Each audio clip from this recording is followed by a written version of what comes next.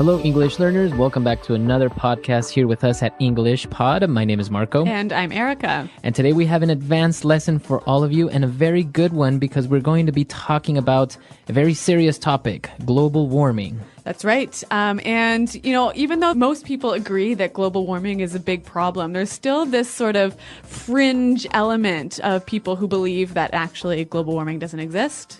Exactly. So that's what we're going to be looking at today. But before we tell you more or less what the dialogue is about, let's take a look at some words in Vocabulary Preview. Vocabulary Preview. We're going to look at two words here, and you'll hear both of these in the dialogue. So the first one is polar ice caps. Polar ice caps. Polar ice caps. So when we talk about polar ice caps, polar is... Like the poles. The poles, right? The north and south poles of the Earth. Okay, so the extreme... The top and bottom. The top and bottom of the planet. Yep.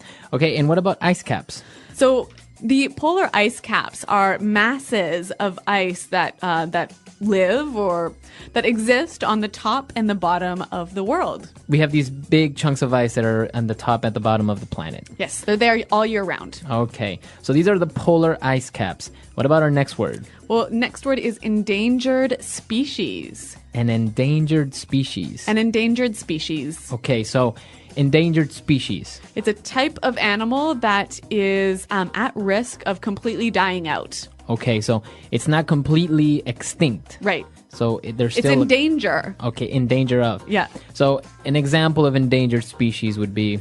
the Bengal tigers. Okay, the tigers or the pandas, right? Or maybe gorillas. Right, so all of these animals, there are very few of them left in the world, so they are endangered species. Okay, so with that, I think we're just about ready to turn to our dialogue. Now, here we're going to learn a lot of language that you can use when you want to make an argument or express your point of view in a very sort of academic way. But Marco, what are we arguing about here?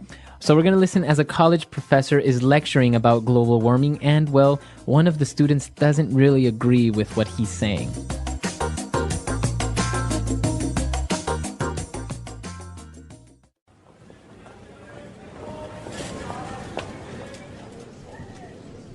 And therefore, global warming is the greatest deception of the early 21st century. Questions? Yeah. In the lecture, you said there's more evidence in the scientific record supporting global cooling? Well, yes. Essentially, the historical record supports a theory of climate cycles. Warming and cooling are cooperating processes in the planetary ecosystem. If that's true, and the planet is getting cooler, what explains the rapid melting of the polar ice caps and the dramatic rise in the global average temperatures? But are global temperatures rising? If you look at the data from 1975, you'll be misled. If you were serious, you would look at the record starting in the 1880s. Then you would see how dramatically the Earth's temperature has changed. Young lady, I beg to differ. Look, the point of the lecture was to emphasize that there is evidence for both sides. And I'm putting forth the argument that there's greater evidence in support of the global cooling hypothesis. Look, it's an indisputable fact that the public is being manipulated and scared into believing that there's some kind of climate crisis.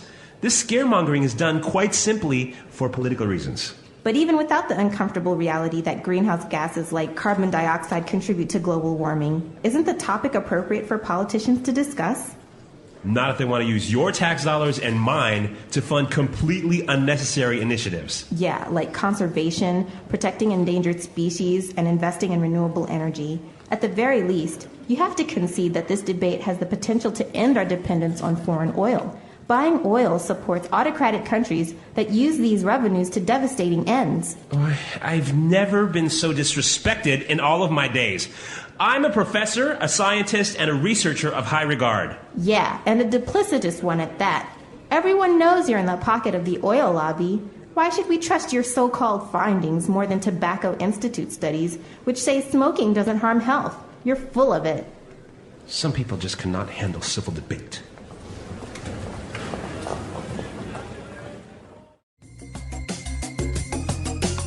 All right, so apparently this college professor is not very truthful in what he's saying, right?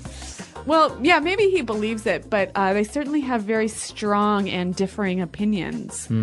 So that's the interesting part, is that we heard a lot of language that she used to argue her point of view. So this is interesting, and we can start now looking at some of this language in Language Takeaway.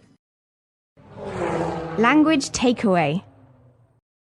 So the college professor was arguing against this idea of global warming, and she said, look, it's an indisputable fact. Okay, an indisputable fact. An indisputable fact. Okay, so let's break it down and let's take a look at this word indisputable. You can't argue against it. Okay, so something indisputable is you can't argue with it, and well, a fact. Something that's true. Okay, so you can't argue with this truth. Piece of information, yeah. All right, indisputable fact. So why don't we give a few examples? It's an indisputable fact that China is the most populous nation on Earth. Okay, exactly. Or it's an indisputable fact that English Pod is the best podcast out there. Indeed, it is indisputable. All right, so indisputable fact. And what about our next word? Well, the student accused the professor of scaremongering. Scaremongering. Scaremongering. Okay, now this is kind of a strange word, scaremongering. Yeah, and I think some examples will help us to understand the meaning a little bit better. Example 1. Software flaws are not the same as virus attacks, and saying otherwise is just scaremongering. Example 2. There's been a lot of scaremongering caused by the rumor that mobile phones cause cancer. Okay, so basically we understand that it's kind of putting fear in people's minds. Yeah, it's sort of like selling fear for your own benefit. Mm-hmm. Okay, so making people afraid for some objective or some purpose. Yeah, and you know, this word reminds me of the word a fishmonger. Okay, a fishmonger, what's that? Which is basically a seller of fish. So a scaremonger is a seller of fear. Okay, interesting. So now we have a way of remembering it. Yes. Scaremongering. All right, and moving on to our next word, we have autocratic. Autocratic. An autocratic country. Mm-hmm. So an autocratic country is ruled by someone who holds total power. Okay, so we have an autocratic country. So basically we have a leader that rules everything, right? Right. But we can apply it not only to a country, we can say a person is autocratic. Yeah, you could say, I can't stand my boss's autocratic leadership style. Or maybe a company. This company is a very autocratic organization. Okay, very good. And what about our last word? The student accused the professor of being duplicitous. Okay, so she said he is duplicitous. Yes, duplicitous. All right, what does that mean? When you are duplicitous, you have behavior that is dishonest and is designed to trick people. Okay, so you're not a very honest person if you're duplicitous. Yeah, you're telling lies as a means of making people do something or tricking them. Okay, very good. So a duplicitous person or a duplicitous idea, maybe? Mm-hmm. Okay. All right, so these are all the words that we have on Language Takeaway today. But now let's move on to some very interesting phrases that we can use to put forward some arguments in Fluency Builder. Fluency Builder. Okay, and Marco, you actually just mentioned our first phrase, which is I'm putting forth the argument that. Okay, so putting forth the argument that. Mm-hmm. So if you put forth an argument, you present it. You present it, or you push it towards somebody. Yeah, you give it. Uh-huh. So can we just put forth an argument? Well, actually, you can put forth a lot of things, like put forth a suggestion. Okay, I'm putting forth a suggestion that we should get a new computer. Or an idea. Tim put forth the idea that we should go on vacation to Hawaii. Ooh, good idea. All right, so you can put forth many different things. So the professor obviously is putting forth the argument that global warming is a myth. And the student obviously totally disagreed. And she said, you have to concede that. Okay, you have to concede that. You have to concede that. All right, so this word concede, or you have to concede, why don't we listen to some examples before we listen to the meaning? Example 1. I'm sorry, but I can't concede with you on this point. Example 2. Julie conceded that she might have forgotten her sister's birthday. Example 3.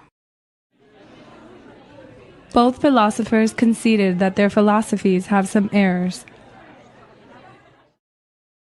Okay, so you have to concede that.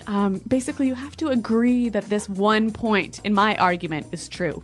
Maybe you're arguing many different points with somebody, but you tell them, well, you have to concede that the earth is round. Okay, so that part I can't argue with. It's really true. Okay, very good. So concede. Now, at the end of the dialogue, the student accused the professor of being in the pocket of the oil lobby. Okay, so he's in the pocket of. To be in the pocket of. All right, so if I have somebody in my pocket, what does that mean? It means basically you're bribing them. Okay, so maybe I have the senator in my pocket. Okay, so obviously you're paying the senator to do what you want. Okay, very good. So it's another way, it's a very informal way of saying I'm bribing somebody or that person is being bribed. That's right. All So right. why don't we move to our final phrase? And the student was talking about the professor's so-called findings. Okay, so your so-called findings. So-called. So this word so-called. You use this word when you want to take away from the importance of an idea. Or all right, so I use it before a noun, right? Right. So for example, my so-called friends. Okay, so these friends are not really your friends maybe. So yeah, they're friends in name, but they don't act like friends. Okay, so you can say my so-called job. Okay, so maybe you kind of go to work but do nothing all day. Right, or maybe you don't even really like what you do. Right. Right, so my so-called job, my so-called friends, or maybe my so-called teacher. Okay, so this is a bad teacher. Exactly. So we use it a lot with many different nouns, right? That's right. So that's our last phrase for Fluency Builder. Now, I think it'll help us to understand these words and phrases a little bit better, to hear them again in context.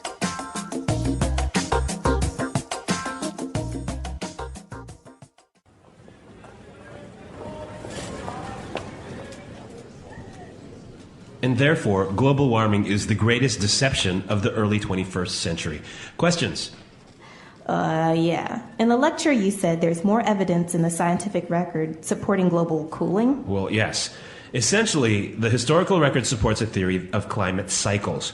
Warming and cooling are cooperating processes in the planetary ecosystem. If that's true, and the planet is getting cooler, what explains the rapid melting of the polar ice caps and the dramatic rise in the global average temperatures? But are global temperatures rising? If you look at the data from 1975, You'll be misled. If you were serious, you would look at the record starting in the 1880s. Then you would see how dramatically the Earth's temperature has changed. Young lady, I beg to differ. Look, the point of the lecture was to emphasize that there is evidence for both sides. And I'm putting forth the argument that there's greater evidence in support of the global cooling hypothesis. Look, it's an indisputable fact that the public is being manipulated and scared into believing that there's some kind of climate crisis. This scaremongering is done quite simply for political reasons. But even without the uncomfortable reality that greenhouse gases like carbon dioxide contribute to global warming, isn't the topic appropriate for politicians to discuss? Not if they want to use your tax dollars and mine to fund completely unnecessary initiatives. Yeah, like conservation, protecting endangered species, and investing in renewable energy. At the very least, you have to concede that this debate has the potential to end our dependence on foreign oil. Buying oil supports autocratic countries that use these revenues to devastating ends. I've never been so disrespected in all of my days. I'm a professor, a scientist, and a researcher of high regard. Yeah, and a duplicitous one at that. Everyone knows you're in the pocket of the oil lobby. Why should we trust your so-called findings more than Tobacco Institute studies, which say smoking doesn't harm health? You're full of it. Some people just cannot handle civil debate.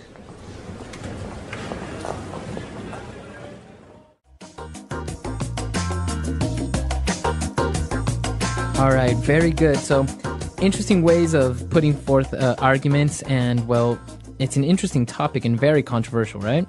That's right. But what I noticed in this dialogue is that the student was pretty assertive in putting forth her argument and standing up to the teacher. Right. She argued with the teacher a lot, and this is interesting because it's a very cultural aspect, I think, right? Yeah, in North American universities, there is this idea that it's really important to think critically and to argue against different ideas, and to to really speak up when you don't agree with something. Right. So basically, there's this culture of questioning, Yeah, not only yeah. what you're being taught, but you can also question the teacher. You don't actually have to believe everything that the teacher is saying. Exactly. And actually, I think this situation is really interesting. You know, you always go to these lectures and there's always a question and answer period at the end of the lectures. And I think that there's like this group of sort of academically minded people who feel like it's really cool to ask these really difficult questions and engage in arguments with the profs. Yeah, that's really true. But actually, she used a lot of polite language and a lot of polite ways of actually arguing with the professor until the last point when she said, "You're full of it." Yeah, you're full of it. Right? You're full of it. So what's she saying here? All right, she's basically saying that you're full of shit. Marco. So yeah, you wouldn't really say that. So to be a little bit less rude, you would just say you're full of it. Yeah, but that is one step too far. I think this would be considered a little bit rude in university. For a professor, yeah. But I guess if you don't believe what your friend is telling you, or maybe he's exaggerating, you can say, "Oh, you're full of it."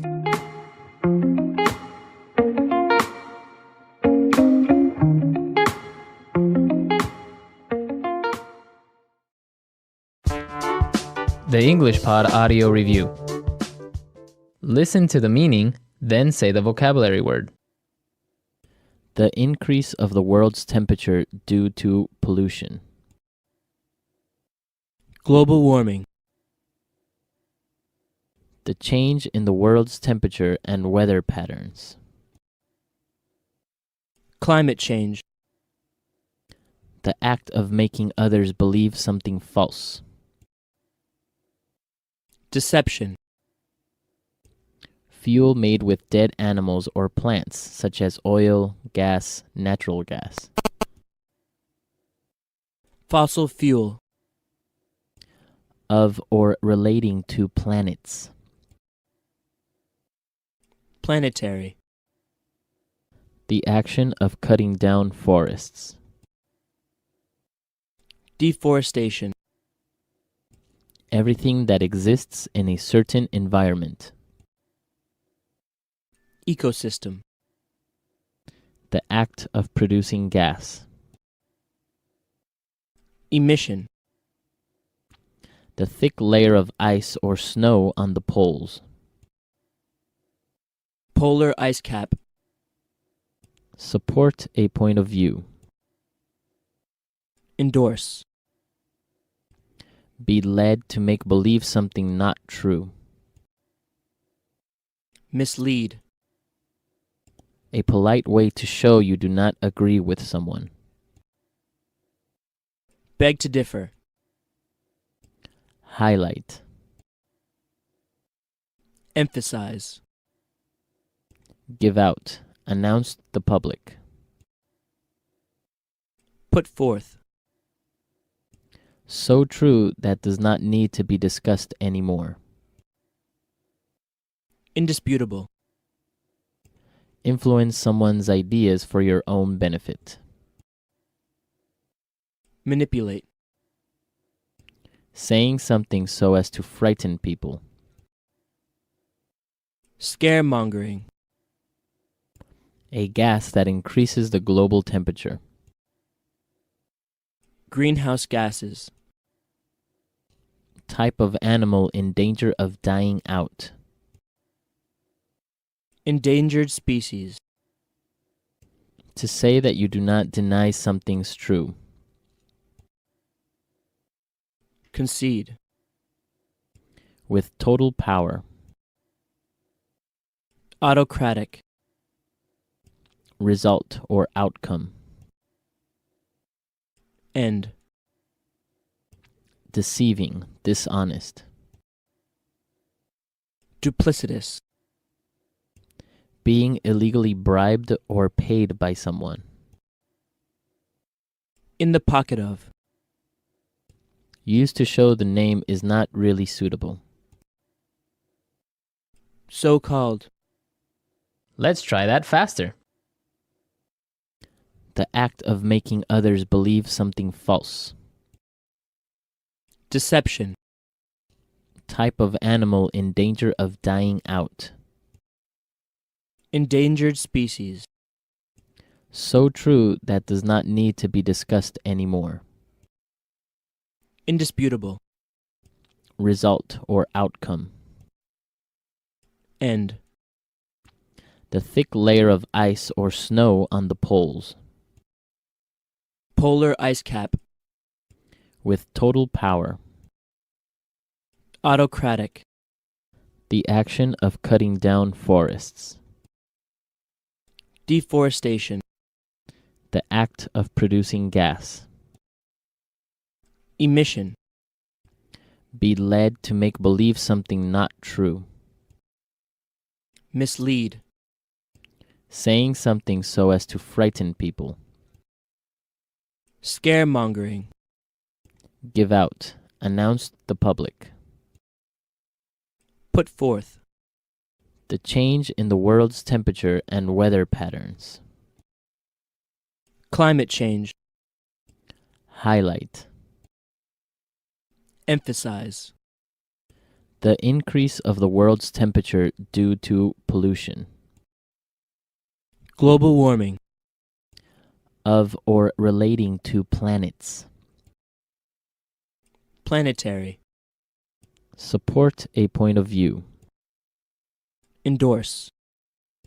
Used to show the name is not really suitable. So-called.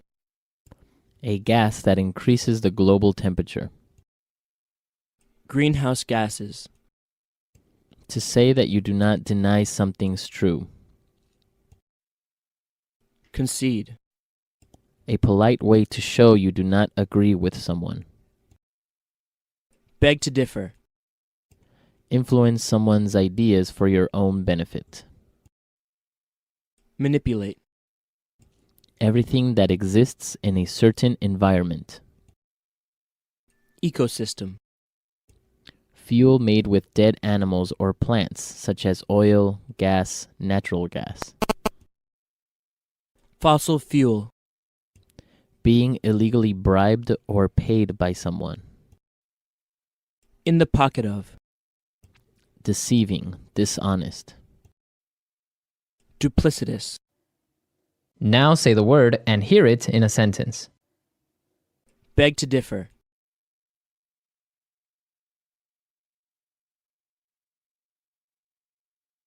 You said money is the most important thing in life, but I beg to differ. In my opinion, the best things in life are free. Beg to differ.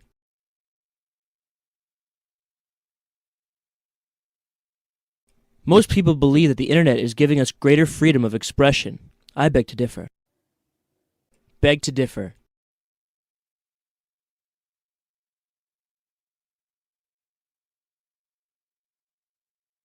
I would beg to differ with the idea that we need to downsize. If we just reorganize our system of communication, we could optimize efficiency.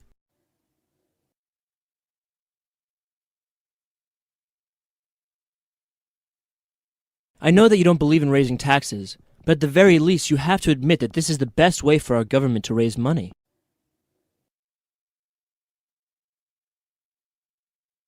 If we're not going to learn from our mistakes, at the very least, let's not repeat them.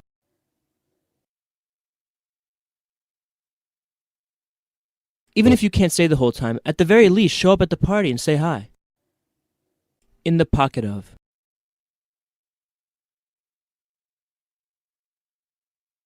You know Judge Smith is in the pocket of the criminals, because he always declares them innocent. In the pocket of.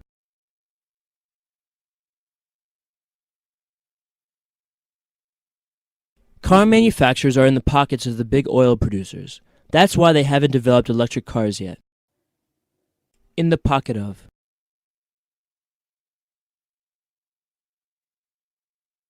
I think the senator is in the pocket of the tobacco industry. He keeps promoting their interests. So-called. My so-called friends are spreading rumors about me. So-called.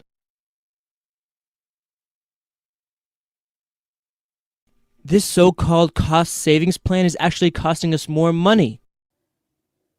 So-called.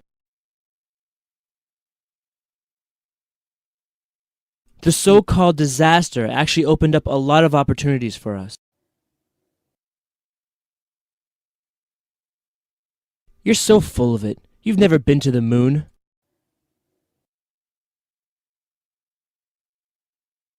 Don't believe a word Tom says. He's full of it.